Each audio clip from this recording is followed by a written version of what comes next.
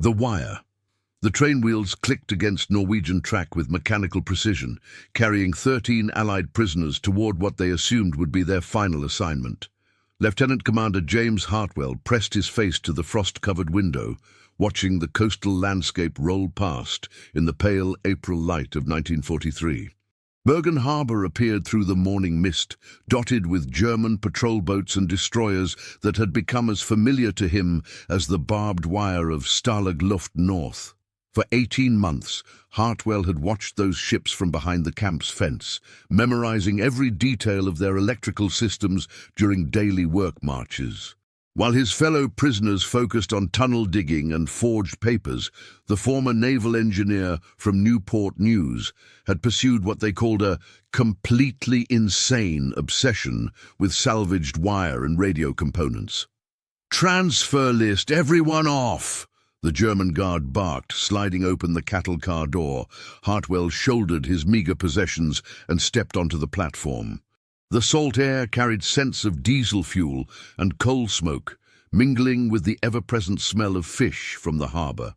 Around him, the other 12 prisoners shuffled into formation with the practiced resignation of men who had learned that resistance only brought punishment. Major William Sterling, the senior Allied officer among them, caught Hartwell's eye with a look of barely concealed disgust. Sterling had threatened him with solitary confinement for wasting time on useless contraptions instead of contributing to proper escape efforts. To Sterling, Hartwell's collection of copper wire strands and electrical components represented a dangerous break from military discipline. "You will service patrol boats," announced Obergefreiter Hans Müller, a thick-set technician who would serve as their supervisor. "Any sabotage attempts result in immediate execution. Any laziness results in reduced rations." Questions. None of the prisoners spoke. They had learned that questions invited complications. As they marched toward the harbor work detail, Hartwell allowed himself a moment of grim satisfaction. For the first time since his capture in the North Sea, he would have direct access to the German naval communication systems he had been studying from a distance. The wire device he had spent 6 months crafting from scavenged components, hidden in the false bottom of his kit bag, would finally serve its purpose. The theory behind his device was devastatingly simple. German naval doctrine relied on coordinated destroyer squadrons maintaining constant radio contact during night operations. Cut that contact at precisely the right moment, when ships were running dark in enemy waters and depending entirely on formation signals, and 7 destroyers would become 7 isolated targets in the span of a single engagement. But as Hartwell walked past the German technicians preparing their morning equipment checks, he caught fragments of conversation that gave him pause. Müller was showing a photograph to another guard, a picture of 2 young children building a snowman. The guard smiled and pulled out his own family photo, pointing to a woman in a winter coat standing beside a Christmas tree. These men weren't the faceless enemy propaganda had painted them to be. They were fathers and husbands, missing their families just as the Allied prisoners missed theirs. The realization struck Hartwell with unexpected force, even as his hand unconsciously checked the hidden device that might soon kill hundreds of their countrymen at sea. "Hartwell," Sterling hissed under his breath as they approached the workstation, "whatever you're planning with that electrical nonsense, remember your duty to your fellow prisoners. We can't afford your personal projects putting the rest of us at risk." Hartwell nodded, but said nothing. His duty had become far more complicated than Sterling could understand. The wire device represented 18 months of patient observation and systematic theft. Copper strands from damaged radios, pieces from the electrical fence during maintenance blackouts, threading pulled from the motors of broken fans. To the guards, these had been worthless scraps. To Hartwell, they were components of a weapon that could cripple an entire naval operation. As Müller assigned him to electrical maintenance duties at the harbor relay stations, Hartwell felt the weight of his hidden device against his ribs. In 3 weeks, if his intelligence was correct, German destroyers would depart for critical supply runs to isolated garrisons along the Norwegian coast. He would have exactly one chance to install his modification at Relay Station 7, the primary amplification point for naval communications.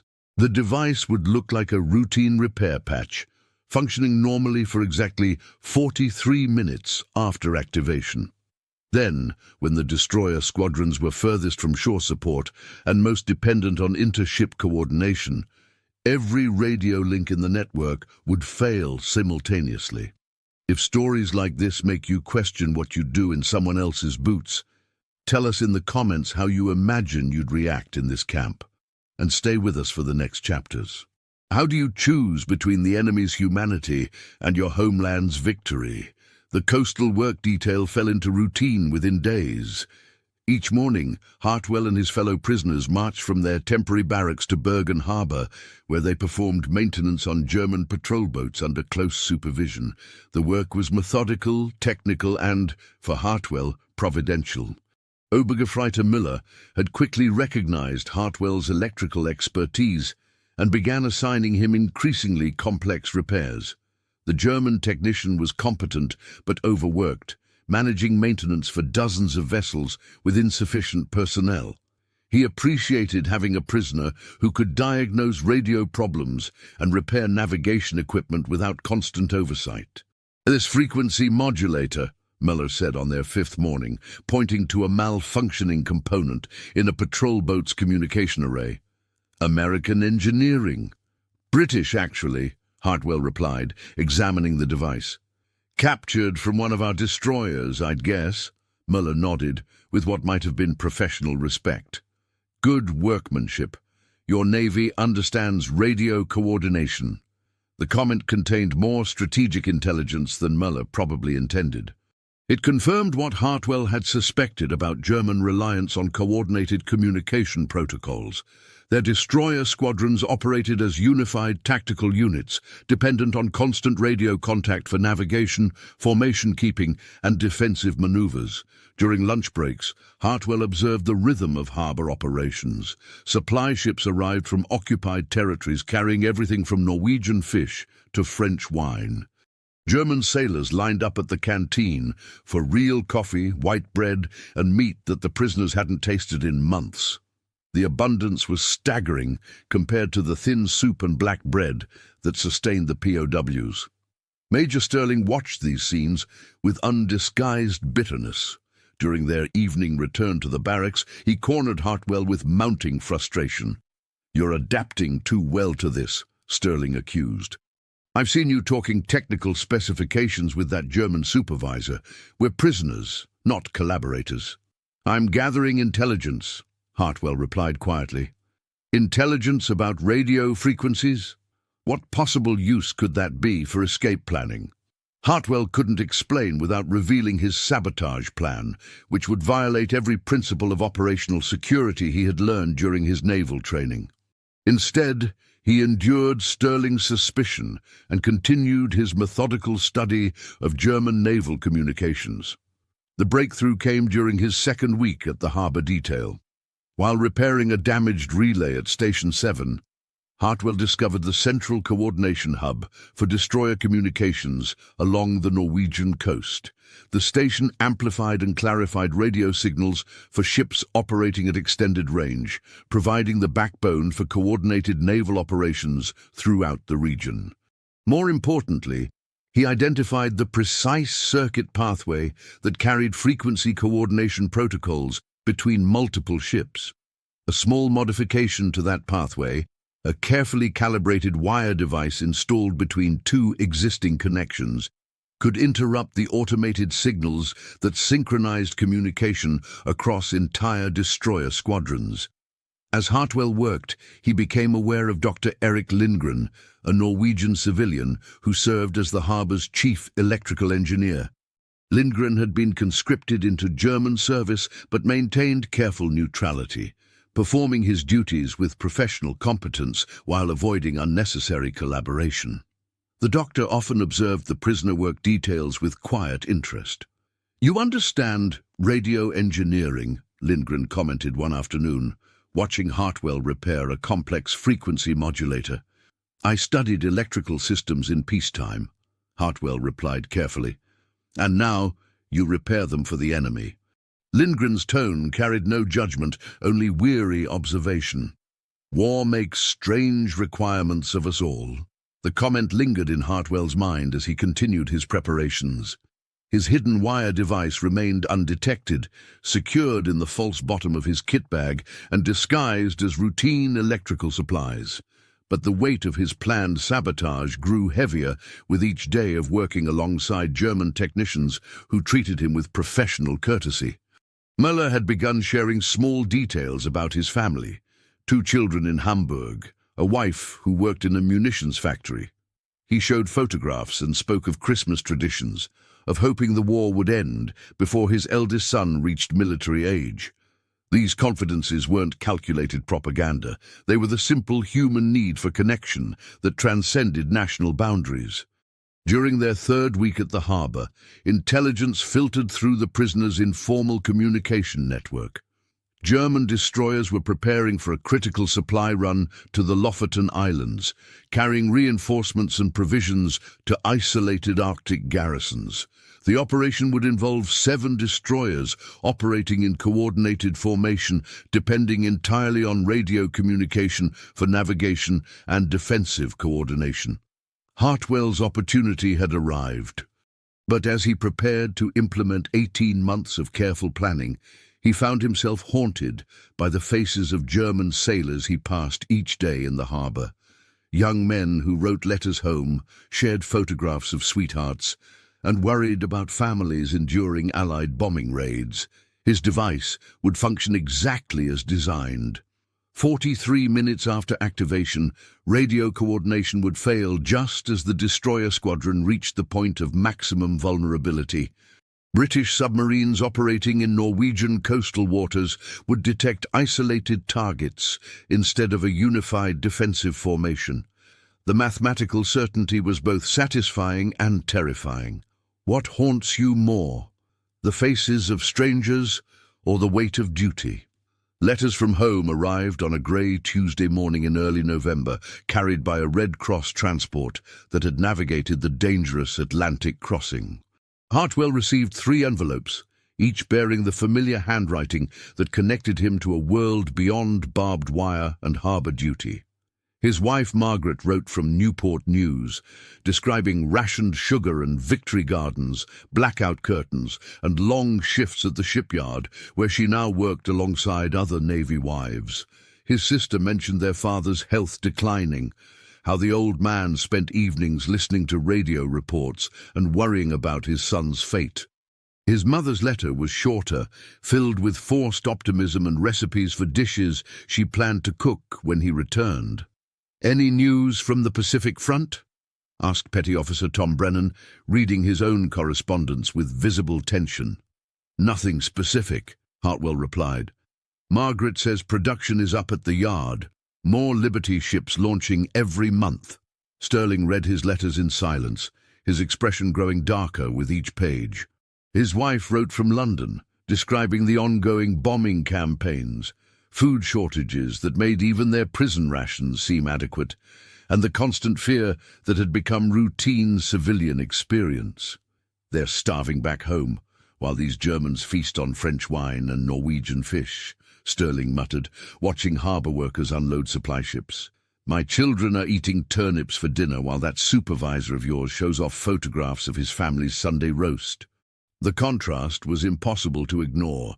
German personnel at the harbour ate meat twice daily, supplemented their coffee rations with captured stocks, and received regular parcels from home containing luxuries the Allied prisoners hadn't seen in years. The abundance seemed particularly obscene when filtered through letters describing rationing, bombing, and sacrifice on the home front. But Hartwell had begun to notice other details that complicated the simple narrative of enemy prosperity. German sailors often worked 16-hour shifts, their faces marked by exhaustion that spoke of chronic understaffing. Conversations he overheard revealed concerns about families in cities under Allied bombardment, brothers missing on the Eastern Front, and a war that had stretched far longer than anyone had anticipated. Dr. Lindgren provided a different perspective during their increasingly frequent conversations. The Norwegian engineer had witnessed the occupation from its beginning, watching his country transformed into a German supply base while maintaining his professional neutrality. "You see only this harbor," Lindgren said quietly, watching German destroyers prepare for departure. "But I have seen the cost of this war on both sides.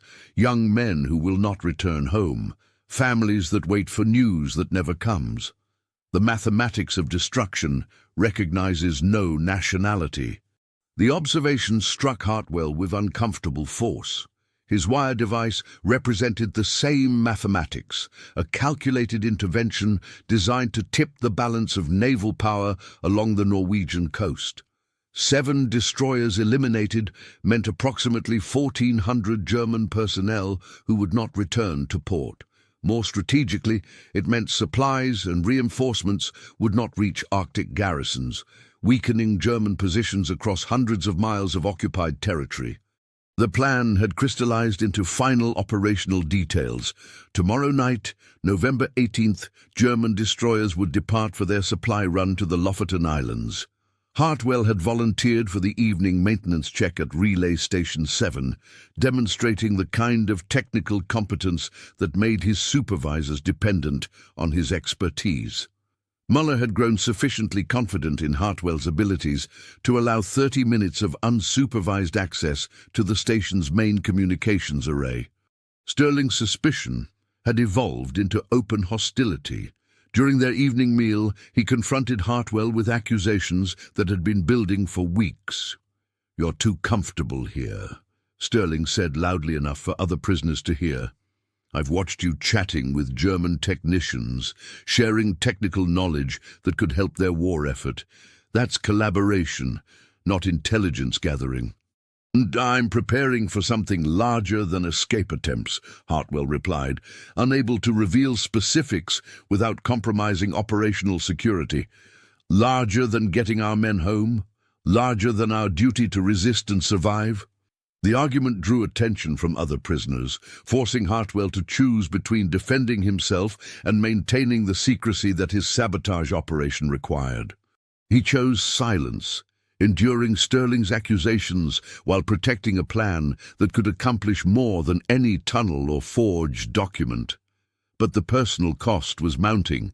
His fellow prisoners viewed his technical cooperation with increasing suspicion, while his daily contact with German personnel made their humanity impossible to ignore. Muller had begun sharing details about his engineering background, his peacetime work designing navigation systems for civilian shipping, his hope that technical knowledge could serve constructive purposes after the war. These conversations occurred against the backdrop of Hartwell's hidden device, which would soon interrupt the communication systems that kept Muller's countrymen alive at sea. The irony was both perfect and devastating. The same technical expertise that created professional camaraderie would enable a sabotage operation designed to eliminate an entire destroyer squadron. As November 18th approached, Hartwell found himself calculating more than radio frequencies and timing sequences. He was measuring the weight of 1,400 lives against strategic necessity, the cost of maintaining his cover against the isolation it created among his fellow prisoners, and the mathematics of war against the humanity he had discovered in unexpected places. "Do you think you'd cling to what you were taught back home, or to what your own eyes see in a place like this? Comment which side you'd lean toward, and share this episode with someone who loves real human stories from history. Can you carry the weight of necessary choices without losing your soul?" The morning of November 18th, 1943, dawned with the peculiar clarity that sometimes preceded winter storms along the Norwegian coast. Ice formed at the edges of Bergen Harbor, and German naval personnel moved with the efficient urgency of men preparing for dangerous operations. Hartwell worked through his regular maintenance duties with mechanical precision, checking communication equipment and testing frequency modulators, while his hidden device waited in the false bottom of his kit bag. Around him, destroyer crews prepared for their supply run to the Lofoten Islands, 7 ships that would carry critical reinforcements to isolated Arctic garrisons. Obergefreiter Miller supervised the preparations with unusual tension, double-checking communication protocols and coordination procedures. The operation represented a significant risk, requiring the destroyers to navigate hostile waters where British submarines operated with increasing boldness. Radio contact is essential, Muller explained to his technicians. If coordination fails, the squadron becomes vulnerable to submarine attack. Each ship must maintain constant communication with formation leaders. The briefing confirmed everything Hartwell had deduced about German naval doctrine. Their destroyer operations depended absolutely on coordinated communication, with individual ships functioning as components of a unified tactical system. Interrupt that communication at the right moment, and the entire system would collapse. Doctor. Lindgren approached Hartwell during the midday break, carrying a thermos of real coffee that he offered to share. The Norwegian engineer had been observing the preparations with the same quiet attention he brought to all harbour activities. "These young sailors remind me of my son," Lindgren said, watching German crews load supplies aboard the destroyers. "He would be 23 now if he had lived to see this war." "What happened to him?" Hartwell asked. "Pneumonia, 3 years before the occupation began. Perhaps it was better that way. He would have been forced to choose between resistance and collaboration, between his country and his conscience. Some choices destroy us, regardless of what we decide." The comment carried weight that extended far beyond personal grief. Lindgren had identified the moral complexity that surrounded every decision in occupied territory, where survival often required cooperation with forces that represented everything you opposed. That evening, as the destroyer crews prepared for departure, Hartwell volunteered for the routine maintenance check at Relay Station 7. Muller assigned the task without hesitation, having grown to depend on Hartwell's electrical expertise for complex repairs that German technicians couldn't handle efficiently. "Complete diagnostic by 2300 hours, Muller instructed. "Communication links must be perfect before the squadron reaches open water." Hartwell arrived at the relay station, carrying his standard equipment kit, the hidden device concealed among routine electrical supplies. The station's primary communications array occupied a concrete building overlooking the harbour, filled with the humming machinery that amplified and clarified radio signals for ships operating at extended range. The installation process required exactly the technical precision he had spent months planning. His device looked like a routine repair patch, a short length of carefully calibrated wire installed between 2 existing connections. It would function normally for 43 minutes after activation, then interrupt the automated signals that synchronized communication across the destroyer squadron. At 11:47 p.m., as German destroyers disappeared into the darkness beyond Bergen Harbour, Hartwell activated his wire device. The timing was perfect. The squadron would be running dark for approximately 40 minutes when their radio coordination system failed, placing them at maximum distance from shore support and making them entirely dependent on intership communication for defensive coordination. Hartwell completed his maintenance report with routine thoroughness, documenting a successful diagnostic and recommending continued monitoring of frequency stability. Nothing in his demeanor suggested that he had just compromised the communication backbone for one of Germany's most critical naval operations along the Norwegian coast. During his walk back to the prisoner barracks, Hartwell passed the harbour canteen, where off-duty German personnel were sharing evening coffee and writing letters home. Through the windows, he could see Muller working on technical diagrams, probably planning improvements to communication reliability that would never be implemented in time to save the destroyer squadron now heading toward British submarines. The psychological impact was more complex than Hartwell had anticipated. His entire peacetime naval career had been dedicated to designing systems that protected and preserved life at sea. Navigation improvements, communication reliability, safety protocols, all of his technical knowledge had been oriented toward preventing exactly the kind of maritime disaster he had just engineered. But the strategic mathematics were undeniable. 7 destroyers eliminated would mean approximately 1,400 German naval personnel who would not return to port. More importantly, supplies and reinforcements intended for Arctic garrisons would not arrive, weakening German positions across hundreds of miles of occupied territory. The tactical impact of 18 months of patient wire collection and electrical component theft would ripple through German naval operations for the remainder of the war. As Hartwell settled into his bunk, he calculated that the British submarine HMS Seraph was probably already detecting unusual activity in Norwegian coastal waters. Under normal circumstances, attacking 7 coordinated destroyers would be suicide for a single submarine. But if his device functioned as designed, the German ships would be operating in complete communication isolation, unable to coordinate defensive maneuvers or maintain formation integrity. The satisfaction of successful sabotage was complicated by recognition that his wire device had accomplished something direct naval combat might never achieve. A handful of copper strands, scavenged over months of careful theft and assembled with surgical precision, had transformed into a weapon capable of eliminating an entire naval squadron. Sleep came fitfully, interrupted by dreams of radio silence and ships drifting apart in the darkness. What weighs more heavily, the lives you can save or the lives you must sacrifice? Dawn brought news that changed everything. Hartwell was awakened by unusual activity in the harbour, sirens wailing, emergency vehicles racing along the waterfront, and German personnel running between communication stations with expressions of barely controlled panic.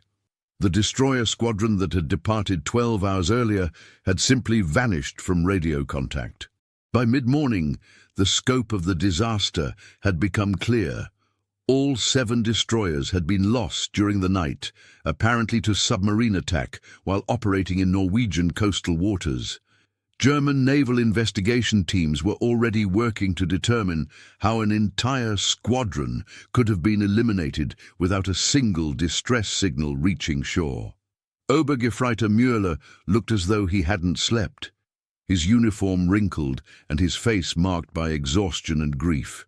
When he addressed the prisoner work detail, his voice carried the weight of personal loss. "Continue with assigned duties," he said simply. "Communication equipment requires immediate inspection for potential failures." The irony was devastating. German investigators were focusing on equipment malfunctions and component wear, never considering that a prisoner of war could have sufficient technical knowledge to compromise major naval systems. Hartwell's device had looked exactly like the kind of routine repair patch that maintenance crews used constantly. As he worked through his morning assignments, Hartwell overheard fragments of conversation between German technicians. They were discussing communication protocols, frequency reliability, and the mysterious silence that had preceded the squadron's destruction. None of them suspected deliberate sabotage from within their own maintenance operations. "Doctor." Lindgren found Hartwell during the lunch break, approaching with the quiet manner of someone who understood more than he was willing to say directly. "Electrical systems can be remarkably fragile," Lindgren observed, watching German investigators examine communication equipment. "A small modification in the wrong place, at precisely the wrong time, can have consequences far beyond what anyone might anticipate." The comment carried unmistakable implication. Lindgren had recognized something about the timing, the location, and the technical nature of the communication failure that had preceded the destroyer attack. But instead of accusation, his expression showed something approaching understanding.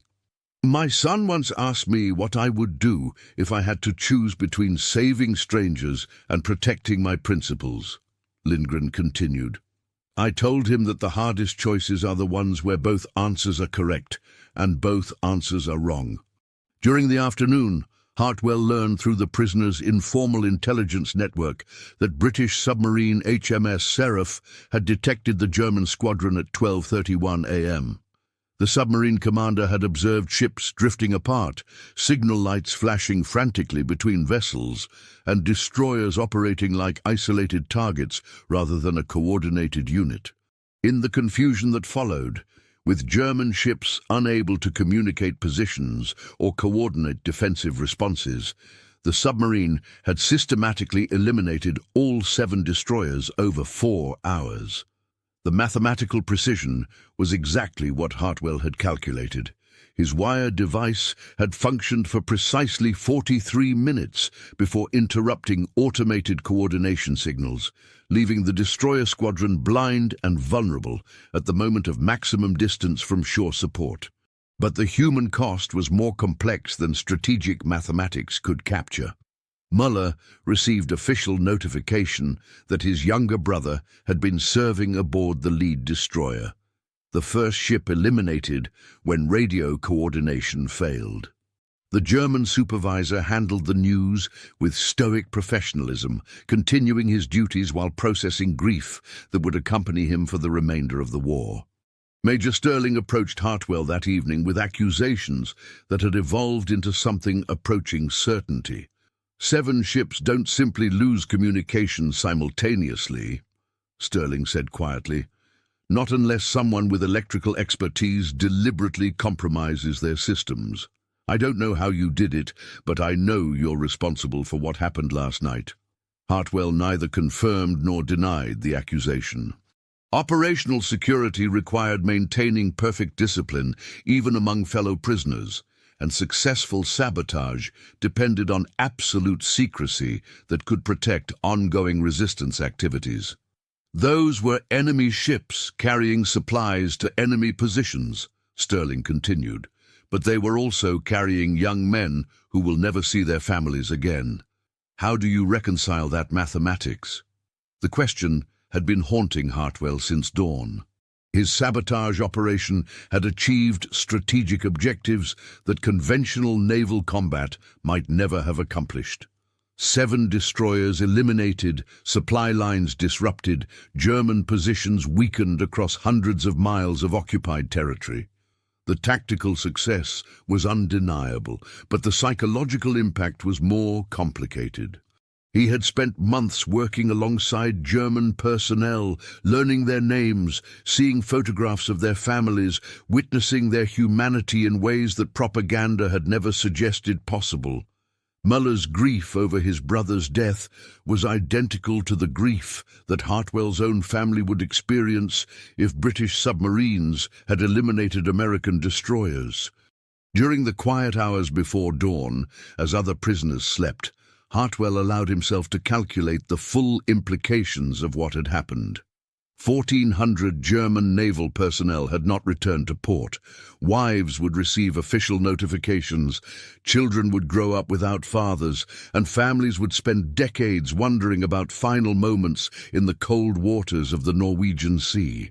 The satisfaction of successful sabotage was inseparable from recognition that his technical knowledge had been transformed from a tool for preserving life at sea into an instrument of systematic destruction. The same precision that had once improved navigation safety had been turned toward the deliberate elimination of ships and the personnel aboard them. As the week progressed, German investigators continued their examination of communication equipment, never discovering the wire device that had been carefully designed to blend with routine maintenance patches. Hartwell expressed appropriate concern for equipment reliability and suggested additional protocols that would theoretically prevent similar communication failures in the future. The deception was perfect, but the cost was mounting in ways that strategic planning had never anticipated. Can the mathematics of war ever account for the weight of individual faces in your memory? 3 months later, Hartwell was transferred back to Stalag Luft North.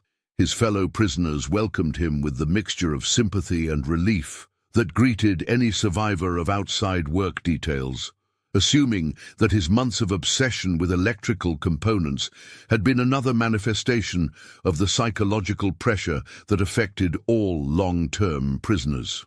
None of them ever learned that the useless contraption they had mocked had eliminated an entire German destroyer squadron and shifted the balance of naval power along the Norwegian coast.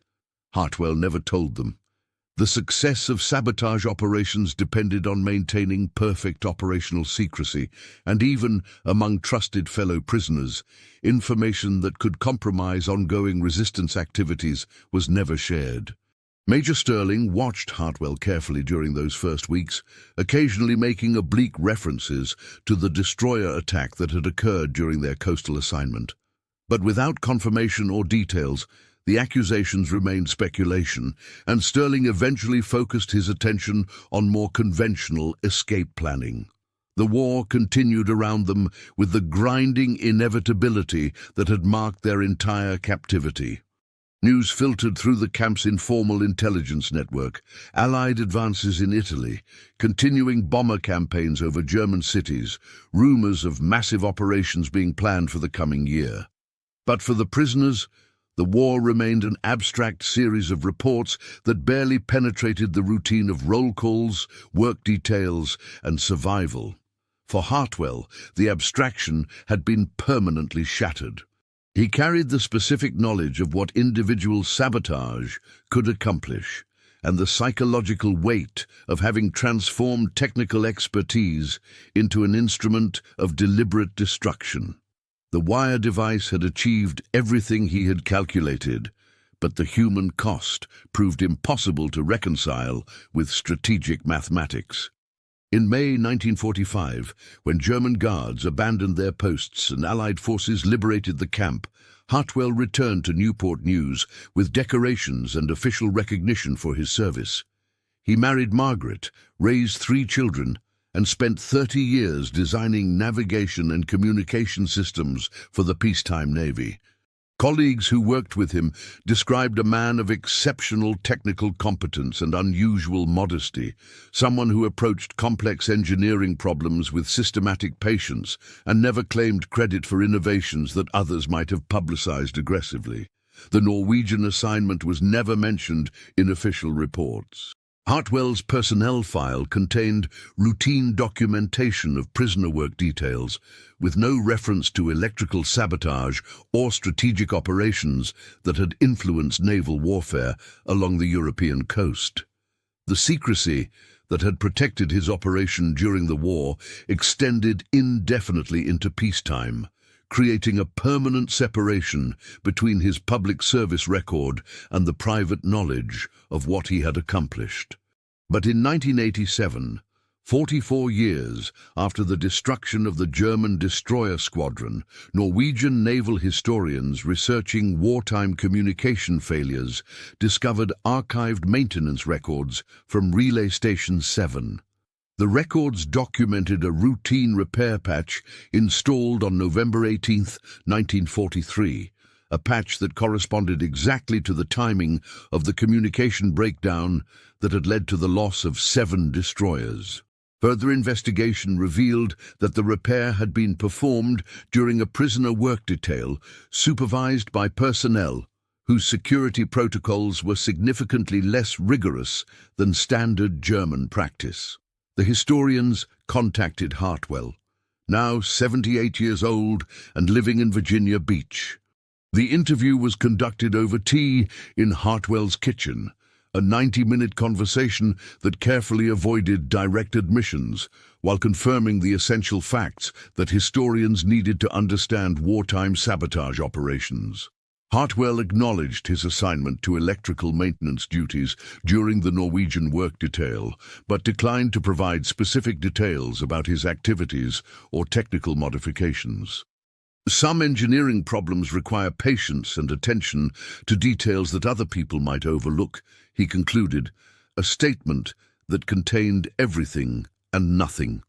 Dr. Erik Lindgren had died in 1978, but his personal papers included notes about prisoner work assignments and observations about the correlation between electrical modifications and subsequent naval disasters. The Norwegian engineer had understood far more than he had ever revealed directly, carrying his own secrets about the moral complexity of wartime choices. James Hartwell died in 1994. His obituary in the Virginia Beach newspaper described him as a decorated naval officer and respected engineer, survived by 3 children and 7 grandchildren. The obituary made no mention of destroyer squadrons, wire devices, or the 18 months of systematic component theft that had enabled one prisoner of war to accomplish what entire submarine fleets might have considered impossible. But in the Norwegian Naval Museum in Bergen, a small display case contains a fragment of copper wire recovered from the ruins of Relay Station 7. The placard identifies it as representative of the improvised sabotage techniques that prisoners of war developed to resist their captors, and notes that such methods often achieve strategic impacts far beyond what their creators could have anticipated. The display receives modest attention from visitors, most of whom focus on the more dramatic exhibits featuring submarines and destroyer models. The wire in the case is no thicker than a pencil lead, unremarkable in every visible way except for the precision of its calibration and the patient skill evident in its installation. It represents 18 months of careful theft, 6 months of systematic observation, and 4 hours of methodical destruction that eliminated 7 ships and 1,400 personnel in a single night. Most visitors walk past without pausing, seeing only another piece of old electrical equipment in a museum case dedicated to wartime technology. But for those who understand its significance, the wire fragment embodies the moral complexity that defined wartime resistance, the transformation of technical knowledge into instruments of deliberate destruction, the mathematics of strategic necessity measured against the weight of individual lives, and the permanent psychological cost of choices that served larger purposes while violating personal principles. The copper wire remains on display, a testament to the ingenuity that desperation can produce, and the burden that such ingenuity creates for those who must carry its consequences long after the immediate crisis has passed. If this story reminded you that even in the darkest times, small acts of humanity still matter, subscribe to the channel, tell us which country you watch from, and invite someone to revisit history with us in the next story. How do you honor both the necessity of resistance and the humanity of those it destroys?